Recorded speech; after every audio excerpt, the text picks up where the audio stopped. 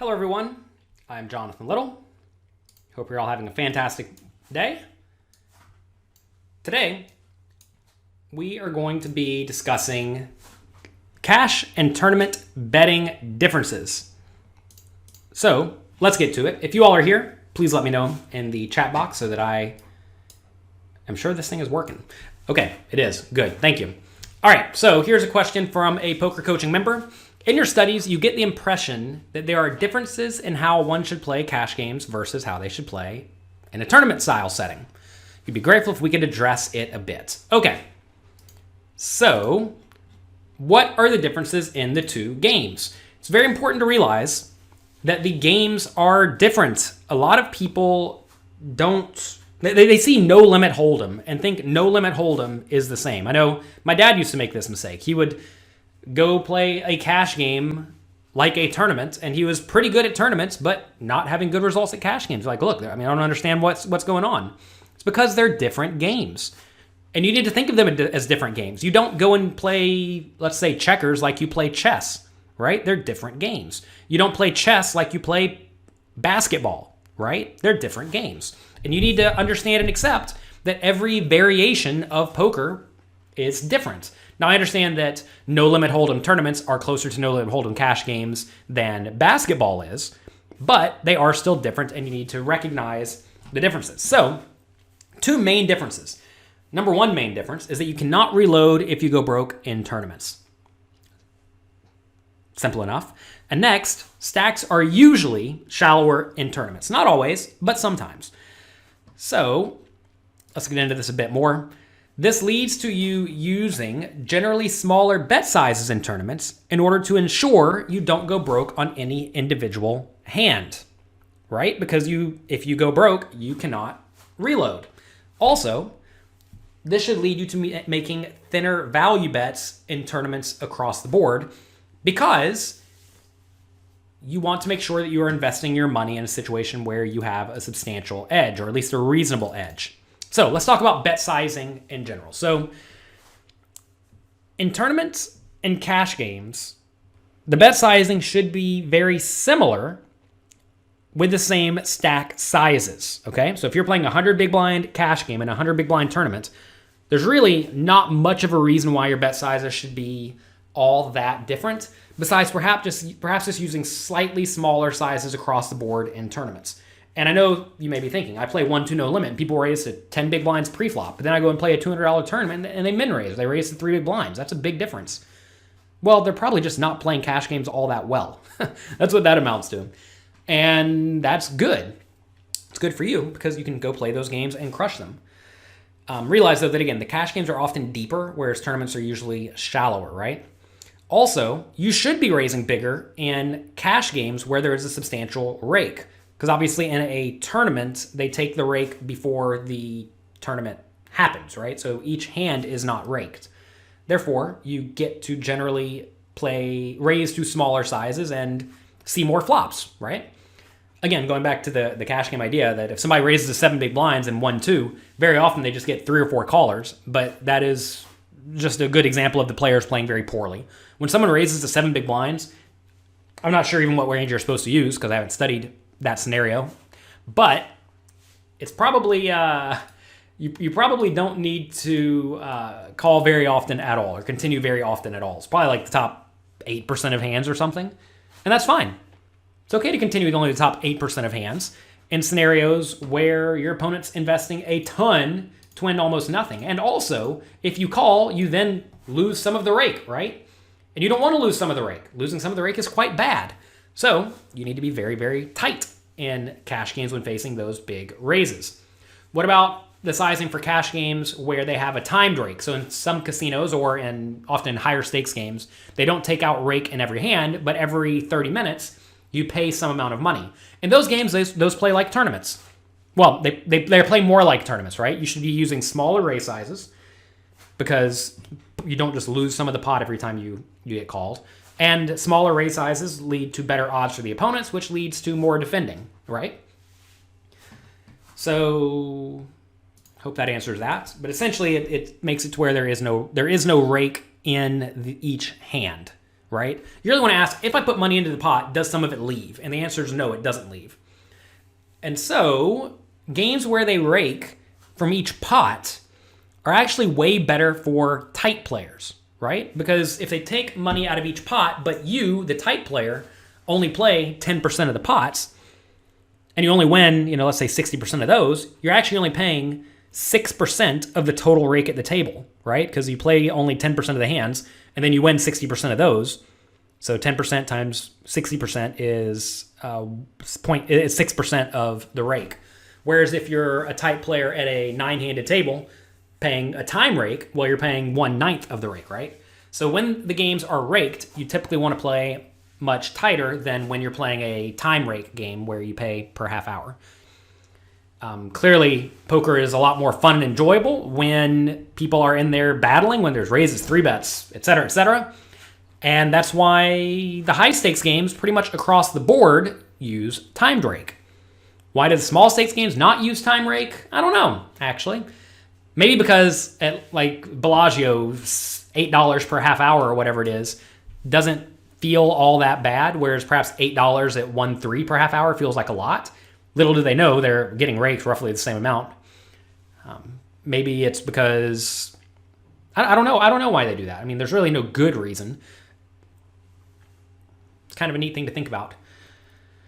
In timed games, there still may be rake for bad beats and other promotions. Yeah, there may still be. I mean, figure it out. If you're playing a timed rake game and then they take out additional quote unquote rake, I mean that's clearly terrible. You're getting raked twice. It is kind of nice that if you're playing in a game where they take money for a bad beat jackpot, you actually do get that back every once in a while. But I would tell you just to consider it gone. Don't think that I get that $1 back or whatever it is. Perhaps making the 1-2 players aware of the rake would be bad. Some of them are oblivious. Well, I mean, whenever they take rake, usually they set it aside and then drop it at the end of the hand. So if anything, hearing the drop box go every time, that kind of makes them aware, doesn't it? I think maybe it just feels worse. I mean, I'm sure some casino marketer out there has tested this, and I'm sure they figured out what was right, and I'm sure it probably spread logically. So anyway, you want to raise larger in games where there's a big rake, and pre-flop raises are usually ideal when there are antes in play because the pot is bigger and you want to give your opponents worse odds, right? All right, next thing, you need to value bet less often in tournaments. So in cash games, you want to take any edge that presents itself, assuming you are properly bankrolled. Now, I realize some people are not properly bankrolled. In that case, you want to not take the small edges. In tournaments, though, you only want to take decently large edges when lots of chips are at risk because one loss can make it difficult for you to realize future edges. Basically meaning if you go broke, you don't get to play again in this tournament. So you want to make sure you don't go broke. I mean, this comes up very, very frequently. We'll take a look at an example in just a second. But in cash games, very often you'll have top pair, top kicker is usually good enough to bet flop, bet turn, and bet river with the idea that you're going to fold if you get raised. You don't want to necessarily do that so much in tournaments. Actually, last night I was commentating WPT UK. You can actually probably find that on their YouTube channel if you YouTube World Poker Tour. It's about a 7-hour stream. I was there with Tony Dunst. I had audio issues at the beginning for about the first hour and a half, but we figured them out. Anyway, if you watch from final 4 players down to the end, it was good, exciting poker. The players were in there battling. And there's a hand where a guy made a somewhat thin value bet with top pair on the river that I didn't really like. And then he got raised by the nuts, or effective nuts or something like that. And he had to fold. And he made the good fold, of course. But that was a spot where I don't think he should have used a big bet on the river. I think he should have either bet small or checked.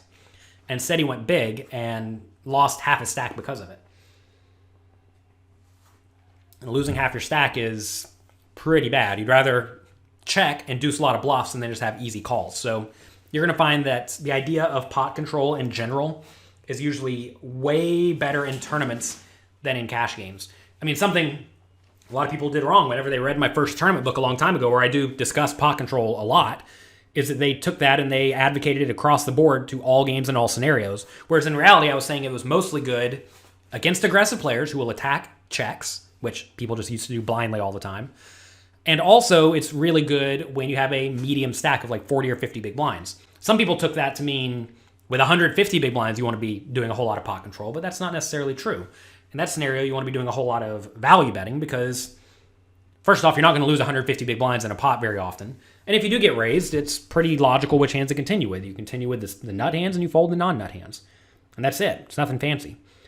So, in general, in tournaments, you want to make sure that you do not go broke on any individual hand. And if you look at a lot of the best players, you'll see them doing a whole lot of min raising. Or even at the final table, you'll see them doing a whole lot of limping. I'm writing a chapter in my upcoming book that'll be out at the World Series this year with a guy, Draft Ganger. And he's one of the best no-limit hold'em players in the world. I think he was just like as high as number 1 in the world at one point, maybe number 3 in the world at one point, something like that. Anyway, very, very world-class player.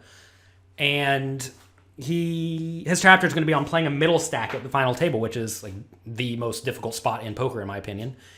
And he does a whole lot of open limping.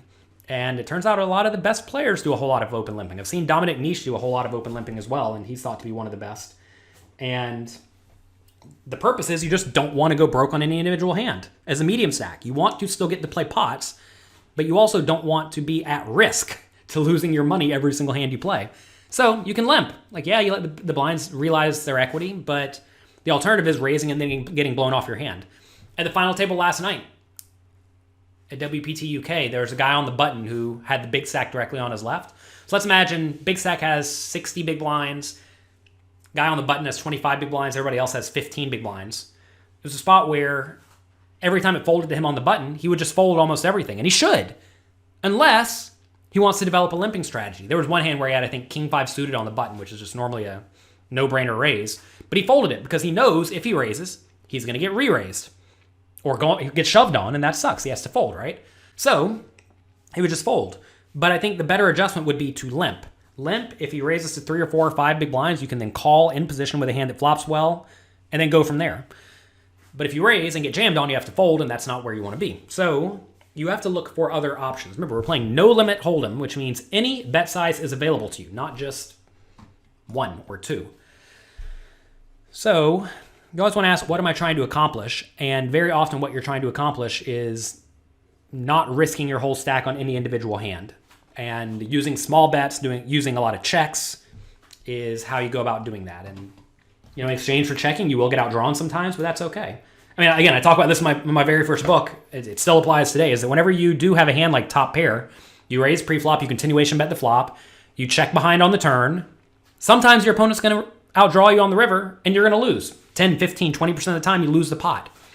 And that's okay. Because you don't go broke whenever you lose the pot. You just lose a medium-sized pot. And don't forget the other 80% of the time you win. And you also induce bluffs, which you can easily call because it went check, check on the turn. It looks like you don't have a whole lot. Or it looks like you have something marginal. So a whole lot of good things happen whenever you make your range look weaker than it actually is. All right, let's take a look at an example. And I'm sure you can figure out how this could apply to many scenarios. 100 big blind stacks. You raise pocket aces to 3 big blinds from the low jack, button and big blind call. Flop comes king, 8, 4, 2 spades. Big blind checks. You bet 8 big blinds into the 10 big blind pot because the board is, kind of coordinated. Not super coordinated, but coordinated enough, especially for a button and big blind call. And the big blind calls, okay? Turn is the jack of hearts. Big blind checks. So, in a cash game, this is a very, very, very, very easy bet. You are betting this scenario literally every time. You have the best hand almost every time. And if you bet and get called, you're going to bet again on most rivers that are not a spade. Or maybe an 8, right? And that's because, for the most part, you just have the best hand in this scenario. So, if you just have the best hand in this scenario, you want to continue betting. Because there are worse hands that can call. And especially in cash games, you all know people call with all sorts of garbage. You get away with value betting here. So on the turn, there's 26 big blinds in the pot. You can bet like 16 big blinds on the turn, maybe 20 big blinds, depending on how many kings you think your opponent has in your range. So let's say you bet 20 and your opponent calls. Pot goes up to 66 big blinds. On the river, your opponent checks. It's probably okay to jam if you think they'll call a top pair. If they won't call a top pair, then maybe you want to be betting more like 20 big blinds or whatever, right? So that's probably how you want to go playing this hand in a cash game. In a tournament, on this Jack of Hearts turn, I think it's actually kind of close between betting and checking. I mean, clearly you can get value, and as your opponents play more straightforwardly, you should be more inclined to bet for value. But you really don't want to be betting here if your opponents are going to take a hand like Queen 9 of spades, or 7 6 of spades, or 10 9 of spades, and raise you. I mean, for all I know, maybe your opponent just has 7 6 offsuit, 7 6 of clubs, and decides to raise you, right? That's really not where you want to be, because they're also clearly going to raise King Jack, maybe King 8, maybe King 4, maybe 8 4 suited, maybe pocket 8s, maybe pocket 4s, maybe even pocket jacks, right? They could have all of these hands.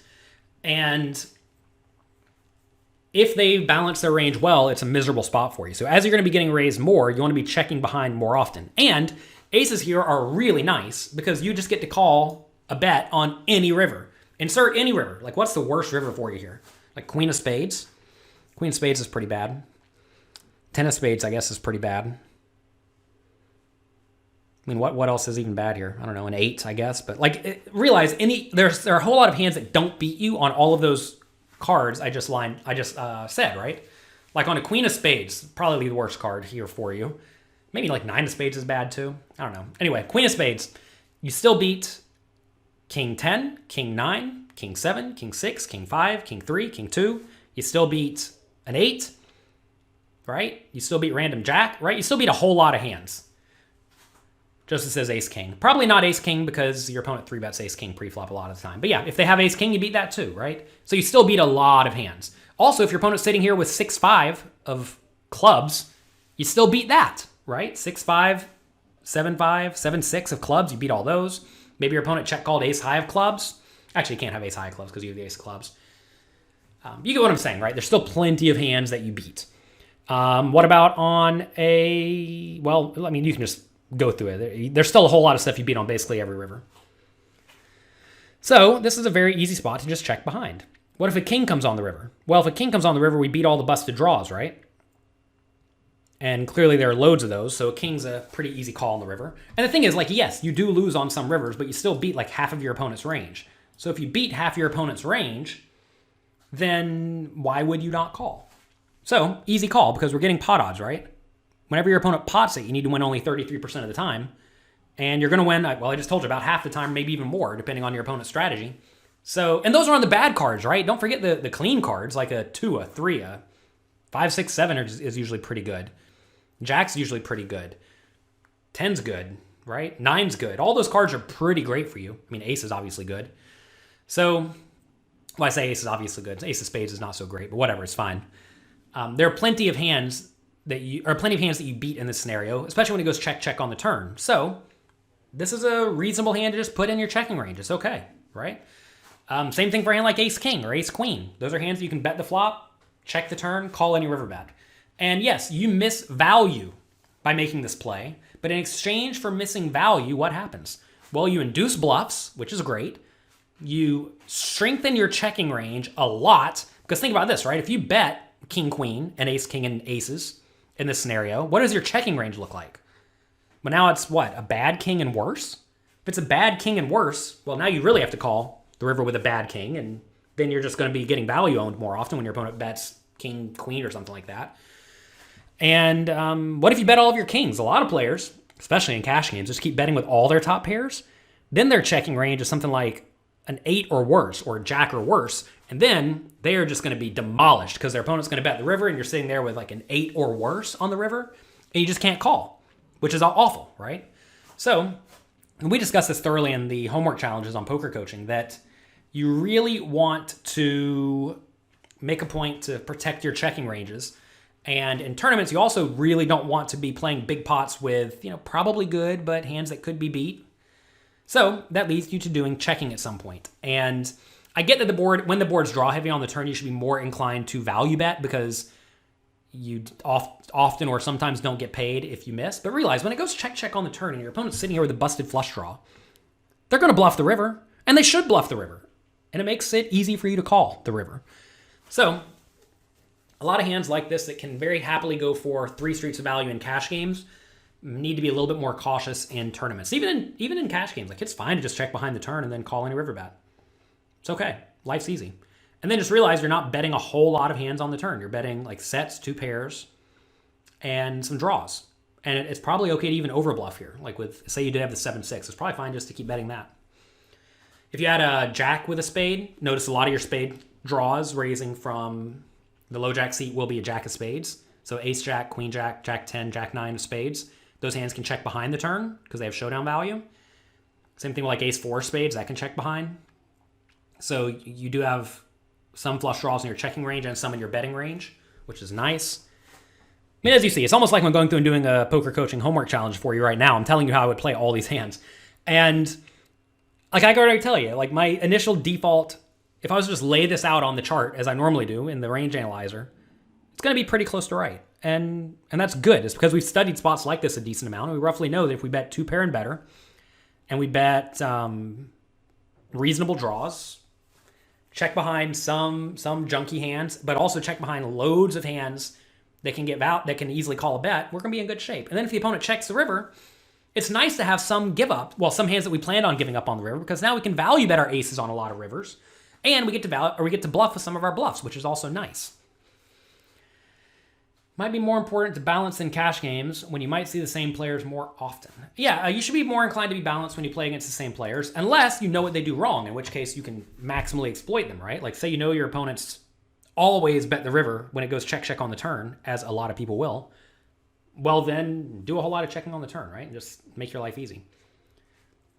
Bill says, slightly off topic. Oh, here we go. Let's see. When do you want to bet on the turn with top pair or better in a tournament? When you can get called by a lot of worse hands, and you don't expect to get raised very often at all. So that's basically it. As your opponents get more weak and passive, or more straightforward and passive, you should be more inclined to value bet. Because like right here, if you bet with aces on the turn in a high stakes game, I can guarantee you're going to get raised by worse hands some portion of the time. And those hands are going to have a whole lot of equity, and you're going to get raised by nut hands, like 2 pairs and sets, a whole lot of the time. And is that where you want to be? No, because your opponent's basically taken your aces and turned it into a bluff catcher. That is terrible. Now, in a small stakes game against straightforward players, or even in a high stakes game against straightforward players, if you bet and they raise you, you have a bluff catcher, but your opponent doesn't have very many bluffs in their range, because a lot of players who are straightforward don't raise with their draws. So if they don't raise with their draws, that means they have a good hand. If they have a good hand, I mean, maybe you're getting quote-unquote bluffed by king, queen sometimes, but besides that, you just lose to almost everything. So you have an easy fold, right? So as your opponents play better, you need to be more inclined to check. As your opponents play worse, in a very straightforward way, you need to be more inclined to bet. I mean, I've been talking about this a lot, about how essentially you want to, in small stakes games against straightforward players, is you just want to be betting until they tell you don't have the best hand by raising you. And when they raise you, you just fold almost everything. And this is a good example of that. But if they call your turn bet here, you probably still just have the best hand. And if you get to the river and the river's safe enough, non-spade, non-queen, that's about it. Spade and queen. Any other card, you can probably just safely value bet and then fold if you get raised. Same story. And, if you do bet the river, like right there, you probably have roughly pot size. So you could either bet small if you don't think your opponent's ever going to exploit you, or you can just jam all in, especially if you think they're going to call with a king, which a lot of people will when notice all the draws here miss.